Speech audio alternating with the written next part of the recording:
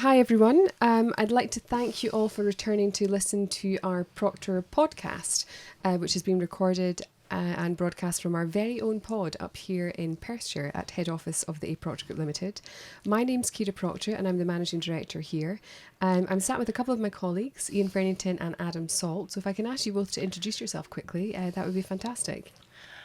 Hi, I'm Iain Fairnington. I'm the Technical Director. Been with the company for 32 years now, so that's who I am. And I'm Adam Salt. I'm the Business Development Manager, mainly looking at modular offsite in the industry, and I've been at Proctor's for 5 years now. So. Thank you, Adam. Well, it's interesting. I'm glad you said how long you've been with us, because today we are going to be discussing generational attitudes to and within the industry. So, Adam, you've obviously been with us for 5 years, and you're a young man who's 30. 30 now, yeah. I'm a relatively young lady who's 40, and Ian's just tipped over his 50s. So we've got just three kind of generations here to discuss things. So I'm looking forward to starting off. I would say that since I started 30 odd years ago, the attitudes to even coming into work has changed quite a lot. When I started, you had to wear a tie, preferably a suit, but certainly a tie. You wouldn't be able to come into the office without a tie. Yeah. That was bad form. Obviously now, it's changed quite a lot now. You're a bit more relaxed in the office, or I find I'm a lot more relaxed in the office, much more casual, and I think that helps the working environment. Personally, Yeah. We're not a group of solicitors that need to wear ties, or accountants. Yeah, I think there's a time and a place to be dressed quite formal. Certain meetings, I like to, put a suit on and a tie. Other meetings, a little bit more relaxed. Like today, you'll see me in my jumper and shirt. But yeah, I still like to dress smart, and allows me to sort of feel smart when I approach work, but still be relaxed and comfortable what I'm in. I think that helps. I think probably for me, I've been MD now for over 10 years, for 11 years. But before that, when I was sales director, and actually before I was sales director, I covered the London area for a while. And it was really it was way back then, sort of over 10 years ago, that I started going to see architects in London. And I noticed that a lot of them would just wear jeans and a shirt. And it really confused me, because we had a very traditional way of dressing up here. So my father was always very well dressed in a suit or cords and a smart shirt, and financial director. So to me, it was a bit of an eye-opener. And I thought, okay, well, if they can do it, so can we. So I started wearing jeans to the office with a nice shirt or a top when I came here. It was frowned upon at the beginning. But I think now, there's a concept of people dressing in what they're comfortable in, still looking smart. But from a productivity point of view, I think if people are more comfortable and they're happy with what they're wearing rather than being forced to wear a uniform and whatnot, as we did at one point many, many years ago, then it makes for a nicer working environment. And I think you're not really looked upon, as I say, like these architects that I was meeting with in London. There was no lesser because they weren't suited and booted. I think it's just a real generational change, not just in construction, across the all different types of working environments. And we have a big mentality at Proctor's that we are a family business, and we like to feel like that family business. And I think that's quite important, that if you feel comfortable when you come to work and with your colleagues around you, that helps to emphasise that family approach. Yeah, I think it's definitely a generational thing. I had a technical spec team running at one stage, and the variety of different ages in that was quite vast. Must have been 30 years between them. Now, one guy, the older chap, would never come to any of our meetings, as informal as they were, without a tie. Because he didn't feel that he wasn't working if he didn't have a tie on. Yeah. And this was quite a strange one for a lot of the younger ones in the group. And I think that's still the case, this generation of people that feel they have to wear a tie when they're at work. And I think this extends also to the working from home kind of model that we experience now. And the construction sector is quite well known for being quite traditional. And certainly, for us, the technologies that have been introduced since before COVID and during COVID, during that whole challenge of working from home, has been a huge support, not only just to the whole working from home concept, allowing our staff to work more flexibly, but also to communication in the whole sector. So it goes further than just the generational thing. Should you work from home? Shouldn't you? I think we were forced to move very quickly and adopt new working practices with the use of technology.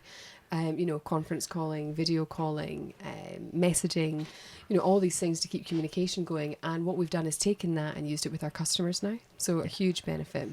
Yeah, it leads to some challenges. We've still got a lot of customers still just wanting to do virtual meetings, and we want to get in front of them, demonstrate our products, let them feel and touch them, and see their quality. So that has its pluses and minuses, I guess. Sustainability is obviously a plus as well. Less travelling, better for the environment. And quite interestingly, we've spoken before with the generational attitudes towards sustainability, especially in the construction industry when buying a house. I think you mentioned before, Iain, you'd probably look at how the kitchen looks. Well, a lot of people now are interested in the performance of the house, how much it's going to cost on energy bills, what's happening there, how much insulation's in your roof and all that lot as well. So I think you're right. I mean, I think we're all more environmentally conscious. Possibly the younger generation's more environmentally conscious than the older ones, but I think we all have that responsibility now, and we burden that responsibility more, and taking that into consideration. Going back to working from home, I love the flexibility of being able to work from home. I mean, I'm not far from the office anyway. I'm only maybe a mile from the office, but I do love the fact that I can go into my office at home. I'm more productive at home. At school, I was always told I was easily distracted, and that must be the case when I'm down at the office here. I don't do as much as when I'm at home. Whereas I have colleagues that feel they can't do as much when they're at home. So they must be easily distracted at home. Whereas I find that I can really knuckle down and do a lot more at home. Sorry, and how do you find that from a management point of view?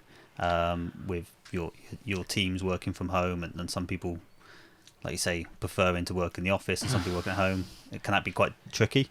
Yeah, it's a great point. I do come into the office 2, possibly 3 days a week. Now that is usually for communication with my peers rather than my staff. I usually can communicate with my staff pretty well.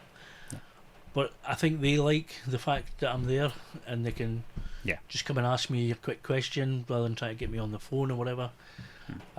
So I'm conscious that I have to balance that being there, but I don't think my management style means that I have to sit over them. Nor would I want to be like that. But I do appreciate that some people do. I trust them enough to let them get on. They're a good team. Maybe I'm lucky that I've got a good team that I don't need to sit over them and make sure they're doing everything. And if I'm not there, they're going to play games or anything. So, it is a good point that you have to try and balance that. But I think it can be done quite easily. Yeah, sorry to go a bit off topic there, but I was just curious. No, that's the question. No, but I mean, coming back to the younger generation within the construction sector and talking about working flexibly, it works for us because, we are manufacturers and we are providers of products to the industry, but a lot of our staff are head office based or home office based. And I think one of the challenges in the industry is attracting the younger generation into the construction sector, because by default, most of the building processes don't offer remote work. So I think people in the younger generations can often be put off pursuing a career when it comes to the actual labour side of traditional construction in the UK, because it doesn't offer that flexibility. And if you look at studies, it does say that the flexibility in working environment, the ability to make choices, to work flexibly, is a huge factor in attracting young people into your workforce now, more so at times than salary. So it's that element of choice and being able to travel flexibly, work flexibly, and often the construction sector doesn't offer that. I joined the industry 8 years ago when I was 22 years old, and even a year before that, I would never have envisioned myself being in the construction industry. I got a computer science degree at uni and realised that wasn't the sector for me. I was quite a social person, so I wanted to kind of keep it relevant to my degree. So I looked at sales within computers and hardware and software systems. But someone gave me a call one day and said, "Do you want to sell insulation?" And I was like, let's have a chat and see. And it all went on from there. And what I've noticed is my perception of the construction industry was completely wrong. There's so much opportunity. There's so many different avenues you can take your career down within the construction industry. I think a lot of people just see the kind of manual labour on site, traditional built type of work, but there is a lot of opportunity there for people. I think you're right. I think it's probably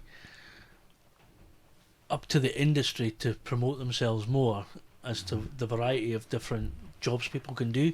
Yeah. And I think they're quite a diverse range. You don't have to be on site with a hammer or a saw. Yeah. You know, there is a lot of things you can do at home. Working from home, CAD drawings. You don't have to be even at a drawing board. You know, I heard one of my colleagues speaking earlier that you don't have to draw things anymore physically on a drawing board. You know, it's a CAD and things like that. MBS specifications can all be done at home. Yeah. And I think this is a great thing. And I don't think people really appreciate that. And I don't think maybe the construction industry themselves portray themselves as much as they should. We've got a lot of women working in the construction industry now, and they're very effective. And again, I have 2 women in the technical office. Now, when one of them started 25 years ago, she would tell people on the phone technical advice, and she was given the attitude, some of them would say, "Can I speak to a man, please? That's very good, thanks very much." And I would be sitting opposite it.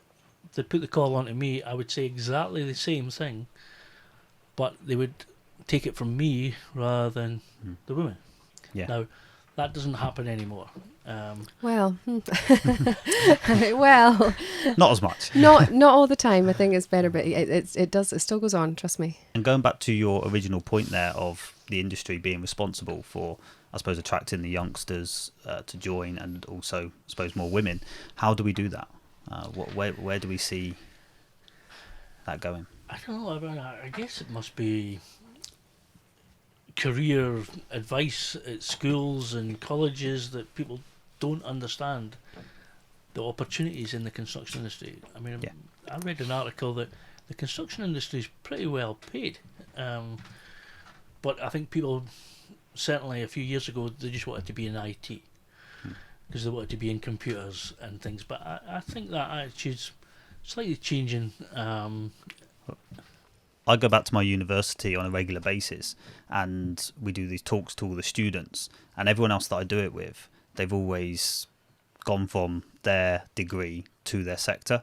So I'm like the unique person in the room, if you like, where I'm going, once you've got your degree, you don't just have to focus on that sector. You've shown a good skill set to learn, study, and get through that element of your life.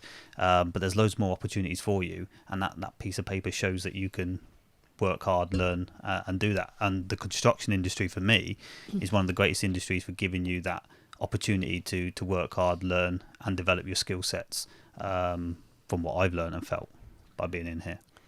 So yeah, I think it comes down to, in my opinion, trying to make the sector more attractive to younger generations with the integration of technology. So in my opinion, these, millenniums, Generation Z, they've grown up around technology, and that's their expectation, and that's one of the reasons why we have such a shortage of labour, because in general these generations gravitate towards jobs that utilise technology because it's what they know.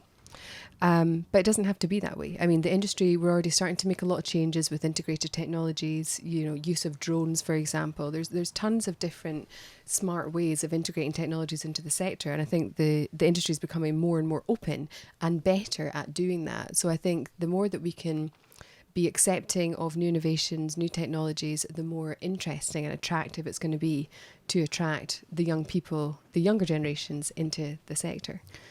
Definitely. Well, I look after the modular sector, and the technology and the development in that sector is massive.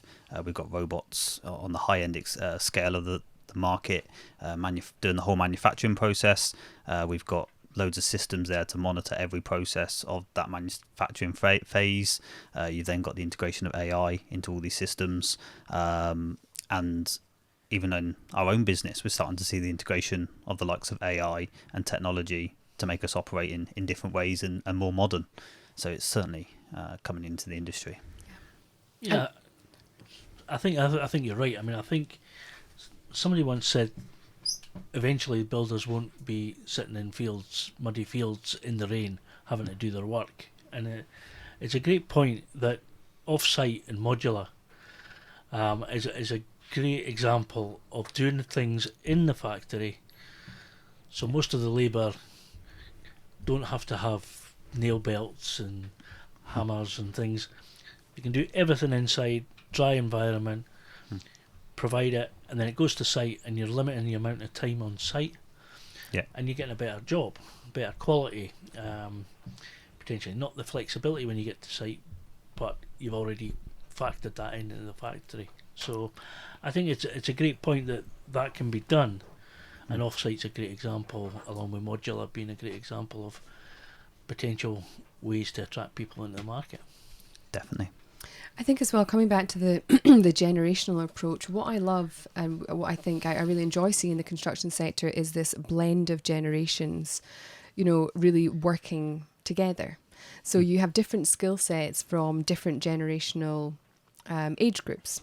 And I think probably the biggest challenge is resisting the kind of practice of stereotyping each generational age and giving it negative connotations. I know I've probably done that during this talk with what I feel about the younger generation and their adaptation towards technology.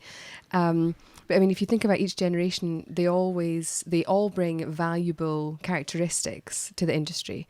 So, traditionalists probably have a very good work ethic. Millennials really like technology, for example. Baby boomers are much more confident and independent and have a completely different, more hands-on skill set. And the Generation Z is really kind of out-the-box thinking. So if you can kind of morph those all together, if you could morph them all together and come with one very educated and capable individual, that would be great. But I think the different character traits is very useful in terms of the application actually on the project sites. Yeah. So what we have to try and do is create this culture of inclusion where people can learn from each other's skill sets and be adaptable to evolving, to take on some of the positive traits of other generations. And maybe deflect some of the negative traits of the different generations as well. It can be a really good vehicle to try and accomplish something in a business. Well, we've seen that at Proctor's since I've joined 5 years ago. I joined in that sort of era where a lot of people were retiring. They come to sort of 30 years service at Proctor's. And now I've seen a whole kind of new wave of team come in, as well as still some of the experience. And we've got such a wide mix now across all sectors of our business. And that's really helpful for growing and developing, because we've got the experience and we've also got the attitudes of the younger generation as well. I think it's a great point that you make on even using Proctor as an example. We do have that variety. We're pretty tolerant to each other most of the time. But yeah, it's a good mix. Just going back to Keira's point, getting that mix right.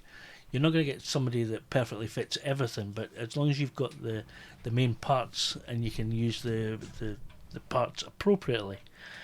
But it's like education. Education in my day, if you want to be educated, you had to sit in a building that was either a school or it was a college or a university. But now there's so many other ways to be educated. During the COVID pandemic, we started the webinars, and they were great. They were great fun for us to do, but they were very much a successful way of teaching people from their desks, from our desk to their desk, giving people the live questions and answers as well, giving them that opportunity to be able to speak was fantastic. So, even today, doing this podcast will be another way of educating yourself and listening to other views. And I guess most of us all do that now, where we become different ways to educate ourselves. Well, even with the webinars, we saw that, because our webinar started off as heavy technical approach, which is what our business has been sort of known for, and then I sort of pushed the idea of let's try and do some more toolbox talks, and going back to more the basics of how to install our products and everything, which we were a bit unsure about because a lot of our audience know us for the technical side, but they went down really well as well, bringing a different approach to the webinars, and we've seen them develop with those attitudes. Absolutely. I think one of the difficulties you've got, I sit in British standards, and I've sat in British standards for over 20 years. Now, it was quite an accolade to be considered to be on a British standard, so BS 5250, 5534. It was great to sit there and have this in this room of a wealth of knowledge. But I would be sitting in there at the age of 30 as the young whippersnapper that had these newfangled ideas of breather membranes. Unfortunately, when I look around that table now, I'm still the young whippersnapper at 54. That's terrifying. It is. It is. Wow. And, there's no youngsters coming up. The older generation have retired, but they've been kept on as consultants to go to these British standards. So there's not. Why is that, Iain? Is there a lack of interest in the younger generation, or where are they? I don't know. When we look out for people, new people, any suggestions? We quite often have at the start of the meeting, any suggestions who we're missing, what industries we need to get people representing. It's really difficult to get young people to come out of these committees. I think from my point of view, when I think of British Standard, I think of a very traditional approach to it, writing documents, everyone checking over the wording, and it just doesn't seem like a bit of an attractive process, but it is, because we're setting the guidance and the standards going forward for the construction industry, and it's how we get that message across, I think, is going to attract people. Education being the key part, I believe, to play in that. I think it's a fair point that people do think that it's sitting there just reading documents and editing, proofreading documents, but there's actually a lot of interesting work that people are doing to help form the standards as we're progressing, which is real education for any of the people attending the meetings, and we have to impart that. But it would be great to have youngsters come into there. So I'm not the young whippersnapper at the age of 54. You need to have younger people coming in to replace us. I almost think it's a marketing issue. I know that sounds strange, but I almost think there's a perception out there, as Adam rightly said, this is probably what happens at those types of meetings. Very typecast, but that's just what it is. And probably that organisation, or many different organisations within the construction sector, are not marketing themselves as being technically savvy, fast moving, flexible, interesting, and that you can actually make a difference by being part of this committee, this group, this sector. So I almost think probably there needs to be a commitment from people in the construction sector, even companies like ourselves, increase the visibility of these types of groups or your business or your brand, and essentially try and embed that technology, be it maybe on your website, you could have, videos talking about what it does. So reach out in ways that younger generations are going to associate with, to make it seem like it's something they may want to even hear more about, let alone get involved with. Definitely. And you mentioned marketing there, Keira. Something I want to talk about is LinkedIn. I hear a lot of people in the industry say, "Oh, I don't do LinkedIn. I won't do LinkedIn. Don't like it," which I don't quite get. I see it's a fantastic tool to get, first of all, yourself, your own brand out there, but also your businesses, and drive a lot of business to yourself as well. But I'd be interested to know your views on social media and LinkedIn, and maybe that could be a route to attracting more people to understand the British standards and the processes. I think that's probably a generational thing. I do LinkedIn. I like LinkedIn. I find it interesting, and I do post things on LinkedIn. Probably not as much as I should, but I'm okay with LinkedIn. I don't have Facebook. Now, that's a generational thing. I don't do Facebook. I don't really do Facebook either, to clarify. If I need something on Facebook, I'll ask my wife to look at it, and then I'll have a look and do the stalking from there. But a secret Facebook stalker. Yes, yeah. I mean, I guess it was when Facebook was first talked about, introduced. It was more for catching up with people from school and old contacts and things like that. I didn't really want to do that. No. I kept in touch with the people I wanted to keep in touch with. I hope that nobody else that was at school with me listens to this, but if you haven't heard from me, you know why. But, LinkedIn, I find is, me, it's almost Facebook for adults, and that's what I tell my kids all the time.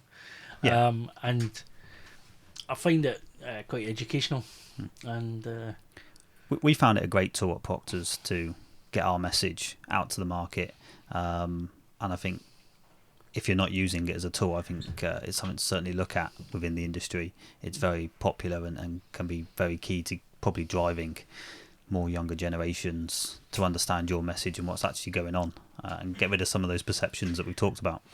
Mm-hmm.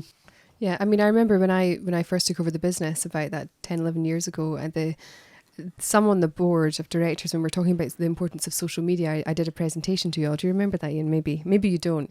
I did a presentation about social media and the importance of it, which I probably wouldn't take the time to do now. I would just do something. But at the time I was trying to convince you all the importance of it. And the perception very much was, we'll allow that, but only during lunchtime.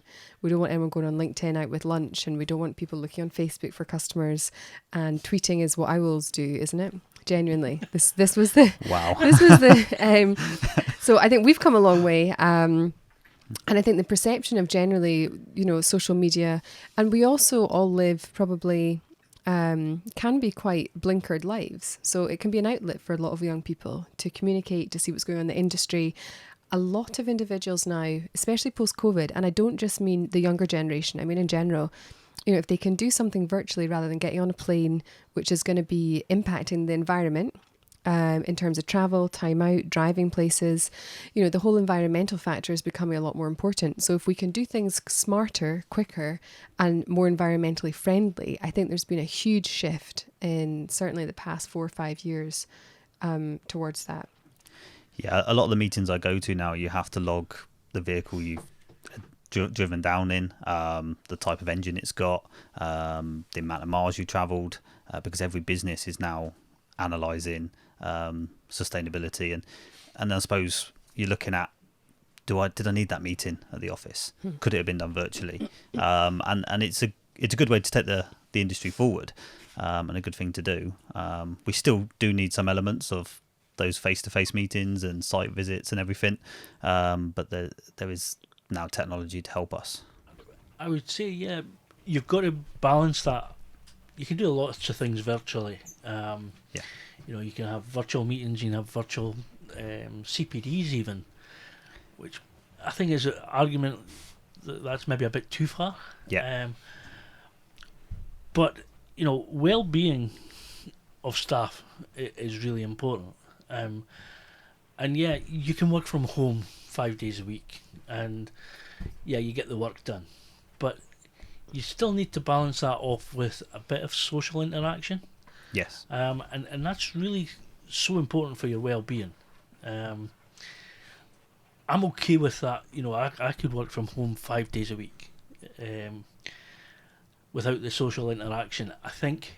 But that's because you've got other things to do at the weekends and things like that.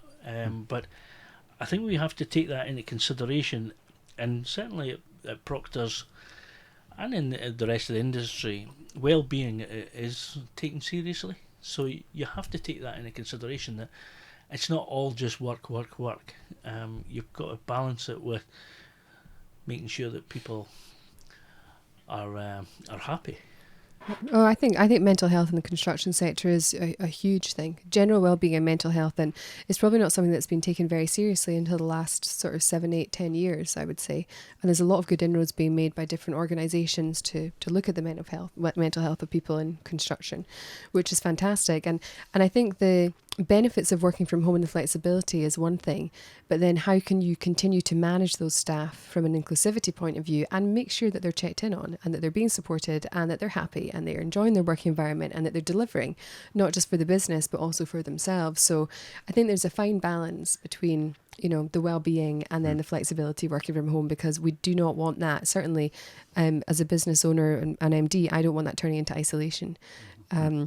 So I think you've raised a really good point there, Iain. It's one of our biggest challenges in the external team, where we are positioned all over the different parts of the country, and we can go months without seeing each other. And we're just going to meeting and then working from home on our admin days, and you can have that kind of bit of disconnect that you might get in an office, where you have a bit of a social chat and a bit of a laugh, and people make you smile when you're having a hard day.